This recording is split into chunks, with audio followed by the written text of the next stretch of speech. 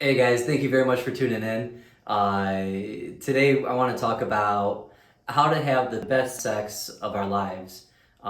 Really, every time we make love, it should be better than it was last time because we're constantly building, learning, unlearning, and melting into this oneness. And so, before we begin, get into the tips, please remember to like and subscribe, comment, share. All that good stuff helps the channel. And let's begin. So the first tip is presence. And with presence, there's a lot of underlying things that we can talk about with this as well. One, for example, is having no goal. Where a lot of people, when we make love, especially how we think of it, is orgasm and ejaculation are the same, and nothing could be further from the truth. Every moment is orgasmic when we really start going deep into ourselves. So approaching ourselves, our partners with no goal, and just being open to whatever the moment shows and shares with us. So if I'm kissing, that's all that exists in the moment. I'm not kissing in order to then uncover the breasts and then go down there and then penetrate and all that. It's just kissing. And that kissing, if it evolves into something else, that's beautiful. But remember, even kissing is making love. Even talking is making love. And it's the more we can bring that presence into each moment, the more we'll increase our intimacy with one another, which leads into the other tip, which is connecting with our breath. How we breathe is how we live. And so a lot of times when we get into this state of pleasure, what's one of the first things that happen? When we get in a state of pleasure, get in a state of fear, what's one of the first things that happen? We freeze up. We stop breathing. We could just relax into our breath, connect with our breath. All of a sudden, that opens us up. That one engages our parasympathetic nervous system, all that stuff. Or it can engage the sympathetic as well too, depending on the type of breathing we're doing. But it's just being present with our breath. And as we do that, we increase more intimacy with ourselves, with life, with our partners, the oneness, and it opens up a whole new world because we can just relax into the moment, which is where we find presence. Anytime we're in our minds, any thoughts, that's either of the future or the past. No thought can exist in this moment. And so if we find ourselves thinking, just, okay, that's a reminder to get back to breathing. How am I breathing? And giving yourself gratitude for remembering to breathe and treating your breath as a compass, not beating yourself up. It's a beautiful journey. It's not a destination. Fully surrendering into the moment. A lot of times when something happens, whether it be great pleasure or pain, again, just like that breath, we freeze up and relax into that tension. The deeper we can relax into the tension is the deeper we can relax into this oneness, which means we can relax into each other, which means we can go deeper into the state of orgasmic bliss with one another. And it can show itself in many ways. For example, during making love, your partner might burst out into tears crying hysterically, and from that into like silence and bliss to complete ecstatic orgasmic, just knocking the pictures off the wall kind of thing, and then back into another state of bliss that looks a little more quiet.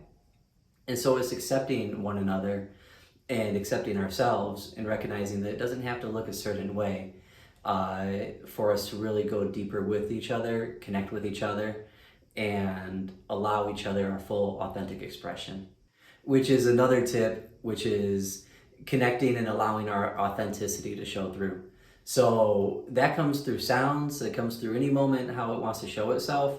But a lot of times we have no problem cheering on our favorite sports athlete or our team or whatever else, screaming and going crazy.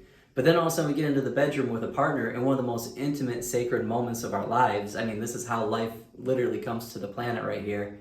And all of a sudden, again, we clench up. We don't say a word. We don't breathe. We don't do anything.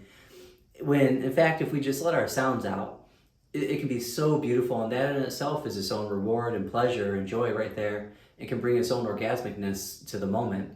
I will say with sounds, would be like, I feel like I just did the Bill Clinton thing right there. I did not have sexual relations with that woman. But you did. So the authenticity right there, I would say, when we share our sounds, let them be sounds, get into our primal nature. Don't worry about this.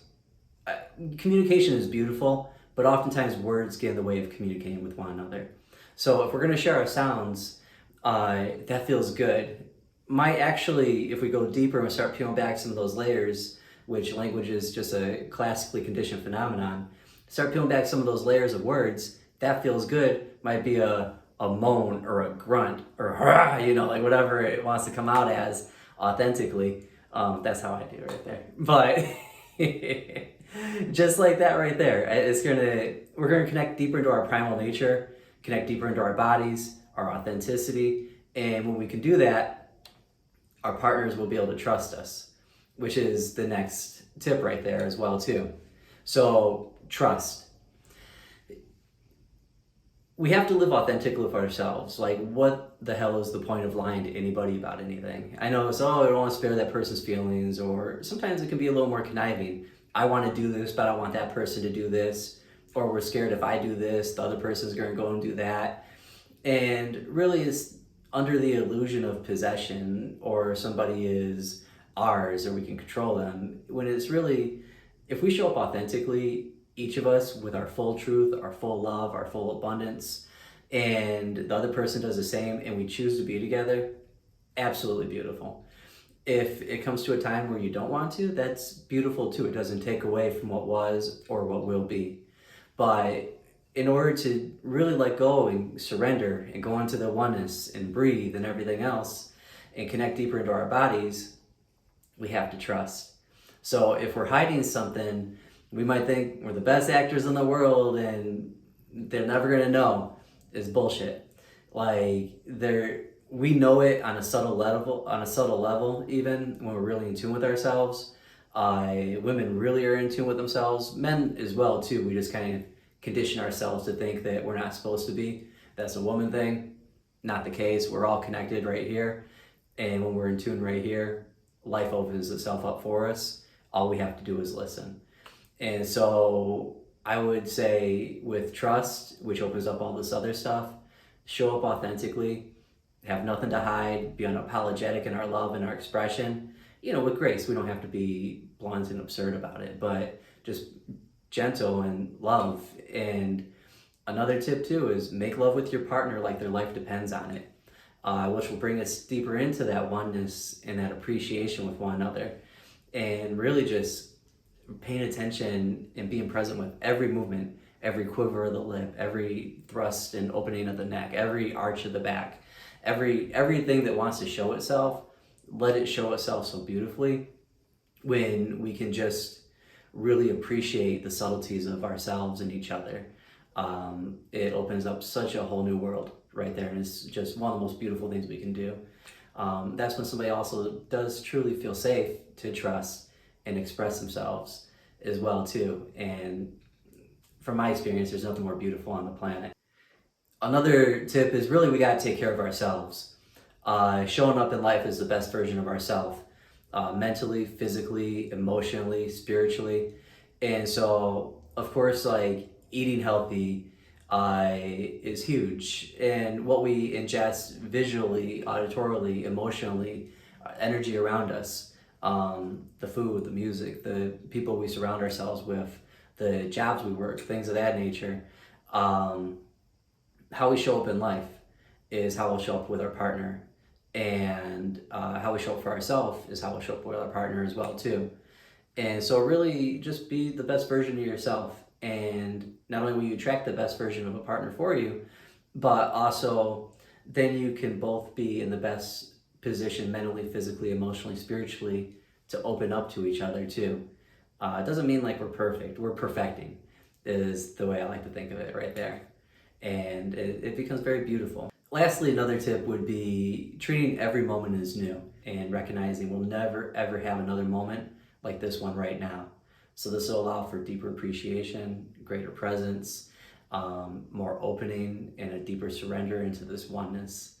I hope you enjoyed the tips. Thank you for tuning in. Again, please like and subscribe, share, comment, whatever you want to do. Huge, huge help, and look forward to talking to you again soon.